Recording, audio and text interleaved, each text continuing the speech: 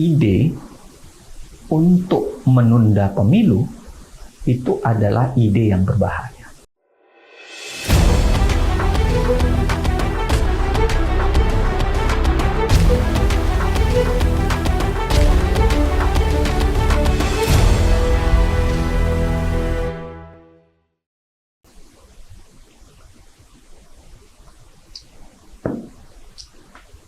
Salam.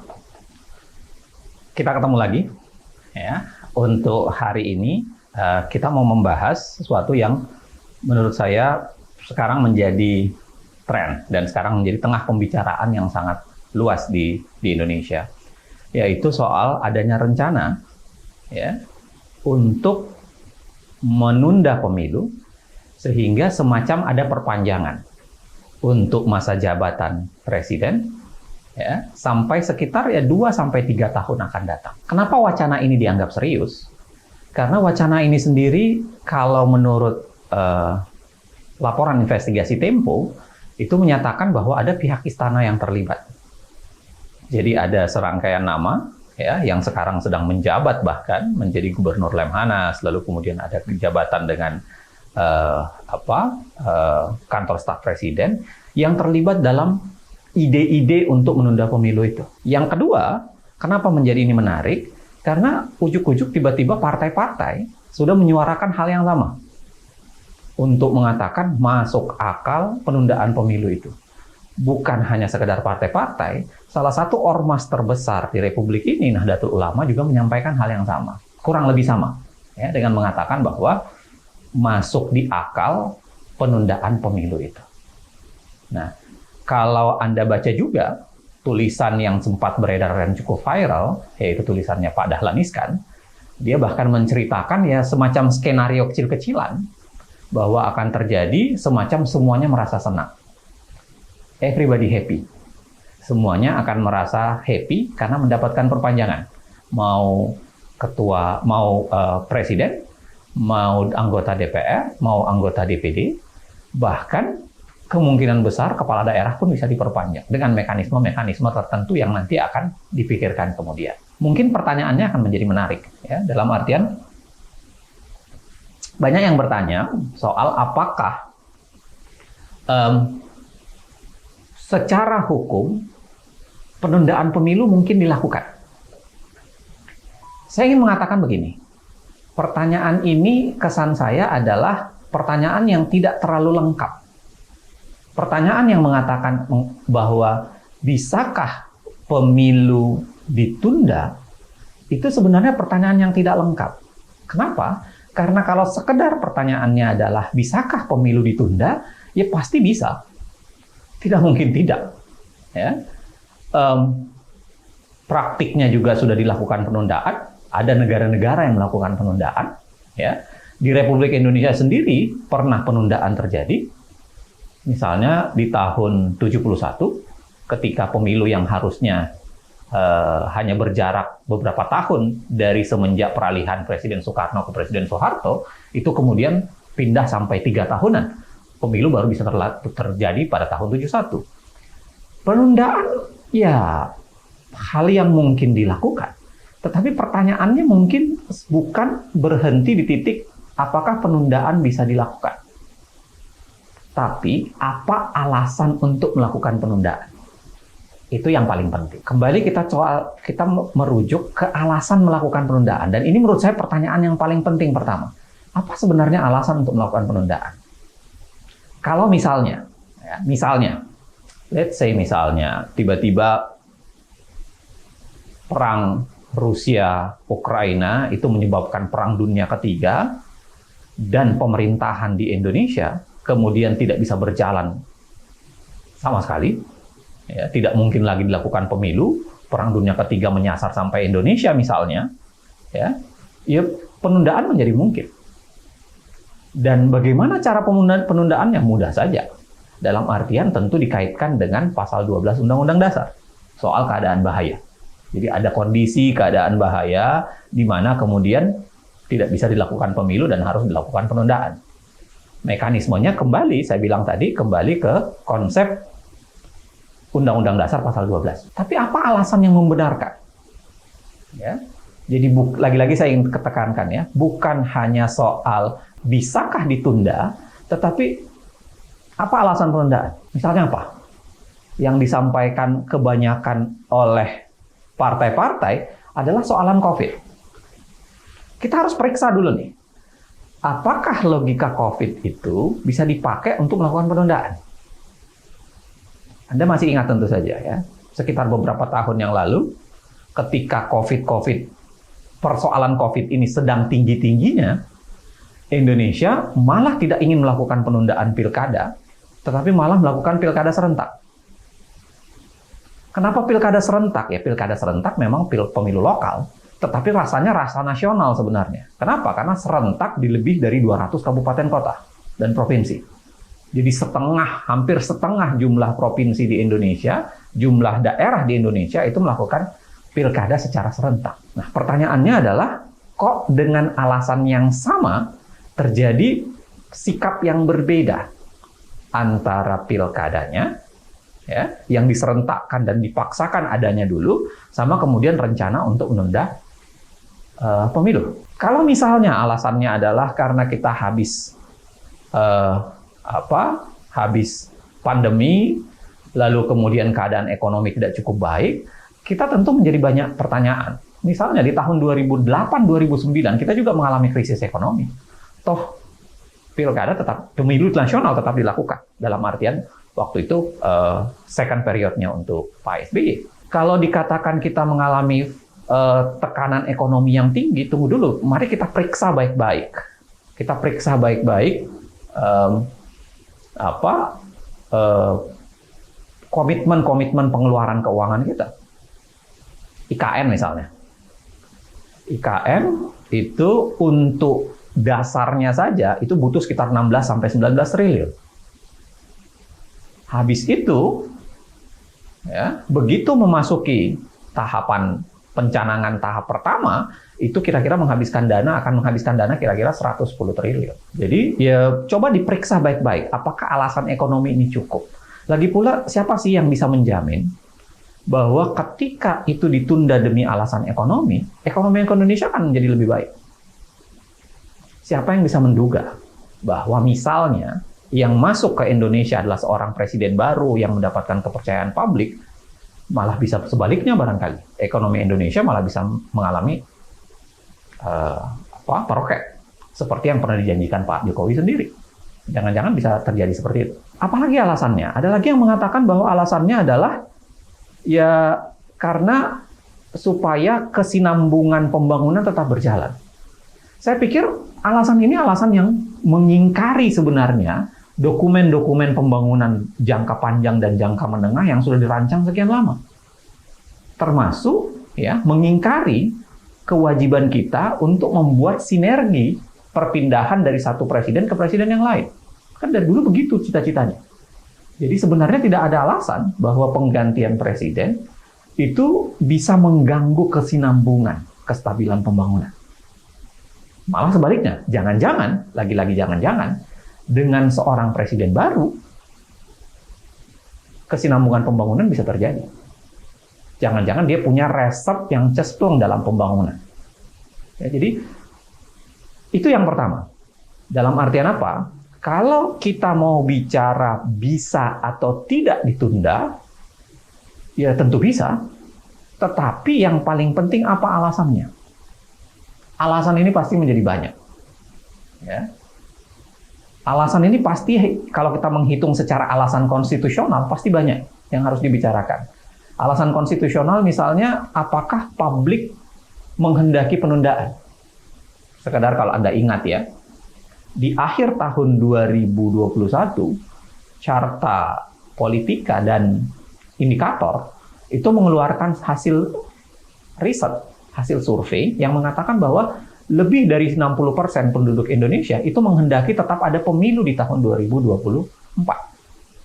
Jadi kalau Anda misalnya berbicara bahwa seakan-akan karena kepercayaan publik sangat tinggi kepada Jokowi, mencapai 70%, sehingga kemudian dia bisa melanjutkan masa jabatan, tunggu dulu. Menurut saya. Karena dua hal yang berbeda. Antara tingkat kepercayaan keberhasilan pada Jokowi yang mencapai 70% dengan keinginan rakyat Indonesia untuk tetap diadakannya pemilu di tahun 2024. Masih soalan yang pertama, apalagi alasan konstitusional yang mungkin? Ya, alasan konstitusional yang mungkin bicara soal pemilu ditunda karena tidak bisa dilakukan. Misalnya, tiba-tiba COVID mengganas dan lain-lain sebagainya. Nah, jangan lupa bahwa walaupun ada beberapa negara yang pernah menunda pemilu, lokal maupun nasionalnya, tapi itu terjadi ketika COVID sedang tinggi-tingginya. Di Indonesia sekarang sebaliknya. COVID sedang mengalami ya naik barangkali di sisi Omikron, tetapi banyak orang yang meyakini bahwa pasca Omikron ini Indonesia sebenarnya menuju endemi, seperti keyakinan di beberapa negara lain. Saya pun tidak paham ya, apakah COVID akan menurun atau tidak, tapi saya punya keyakinan yang pasti bahwa sang ketua partai yang kemudian tiba-tiba mengatakan karena alasan COVID, maka kemudian pemilu bisa ditunda, jangan-jangan gabungan antara politisi dengan cenayang, yang kemudian seakan-akan tahu bahwa COVID pasti akan meninggi di tahun 2023 dan 2024. Padahal kenyataan sebaliknya. Bahkan barangkali kalau kita periksa kebijakan negara itu bergerak ke arah sebaliknya. Kalau kita lihat sekarang di berbagai daerah, malah seakan-akan dilonggarkan, kan? Ya kan? Di Bali, penerbangan langsung sudah dibuka, lalu kemudian karantina bagi pendatang luar negeri juga dipersingkat. Seakan-akan Indonesia melangkah menyongsong yang namanya endemi. Kenapa untuk urusan politiknya Indonesia seakan-akan melangkah menuju ke arah makin memburuknya pandemi? Logika-logika begini menurut saya menarik untuk diperiksa. Ya, kan lagi-lagi pertanyaan pertamanya misalnya, apakah pemilu bisa ditunda? Itu pertanyaan yang belum selesai.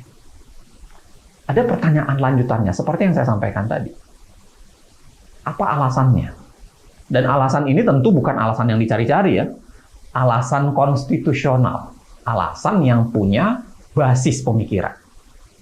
Alasan yang punya akar rasional. Alasan yang tidak dibuat-buat, tetapi alasan yang memang lebih konstitusional. Yang kedua, kalau kita bicara soal konstitusionalitas, sebenarnya kita tidak bicara sekedar norma. Ya, yang namanya norma mudah untuk diubah. Yang namanya norma itu mudah untuk diubah. Bisa dengan mengubah Undang-Undang Pasal 12 Undang-Undang Dasar, bisa dengan mengubah 22E mengenai pemilihan umum, bisa mengubah. Ya. Tapi kalau kita lihat, cara mengubahnya pun mudah sebenarnya. Cara mengubah Undang-Undang Dasar kan relatif mudah. Pasal 37 mengatakan usulan 1/3, ya kan, masuk ke MPR, dihadiri sekurang-kurangnya 2/3, lalu kemudian disetujui kurang-kurangnya 2/3. Jadi relatif mudah sebenarnya. Saya mengatakan relatif mudah mengubah. Pertanyaannya adalah, kita berhadapan dengan konstitusionalisme, itu tidak berhadapan sekedar dengan norma. Kita juga berhadapan dengan moralitas konstitusi. Kita berhadapan dengan yang disebut dengan etika konstitusi. Kita berhadapan dengan yang namanya nilai-nilai baik di dalam konstitusi. Dan tolong kita periksa baik-baik Undang-Undang Dasar kita. Salah satu alasan mendasar membuat kepemiluan itu secara strict dan fixed term, itu karena kita menggunakan sistem presidensil. Dalam sistem presidensil, mau tidak mau memang ada fixed term. Masa jabatan yang lebih fix. Ya, dan dibuat berganti, supaya apa? Publik punya peran untuk menentukan siapa kepemimpinan berikutnya. Itu moralitas konstitusi. Pembatasan kekuasaan itulah yang menjadi moralitas konstitusi. Kita tidak ingin sebenarnya ya, efek-efek buruk akibat bermain-main dengan masa jabatan itu terjadi pada kita. Anda bisa periksa sejarah negara-negara yang bermain-main dengan masa jabatan, itu adalah sejarah yang tidak terlalu baik. Jauh dari kesan demokratis. Anda bisa cek.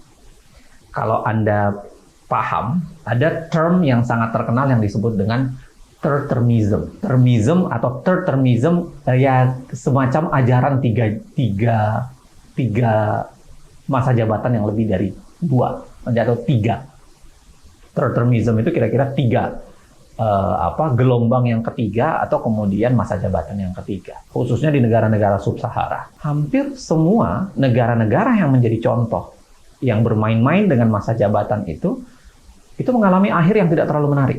Ada banyak sih caranya. Misalnya kayak ya barangkali Rusia salah satunya ya. Yang bahkan diubah-ubah, ya kan? Makanya kenapa kemudian Rusia dalam banyak literatur dianggap sebagai otoritarianisme yang dilakukan secara konstitusional. Karena undang-undang dasarnya diubah demi melanggengkan kekuasaan Putin misalnya. Dalam hal tertentu orang juga menyampaikan yang sama soal Erdogan di Turki. Ketika dia mengubah dari sistem parlementer, presidensil parlementer, diubah hanya supaya kemudian dia memiliki kekuasaan yang lebih panjang. Negara-negara sub-Sahara juga melakukan hal yang sama. Bermain-main dengan masa jabatan, mengubah dari 2 menjadi 3, atau kemudian memperpanjang masa jabatan.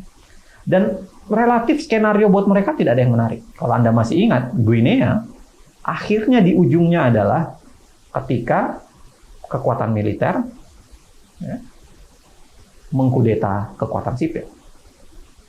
Saya nggak tahu apa yang mau dicapai dari isu dan usulan untuk memperpanjang masa jabatannya.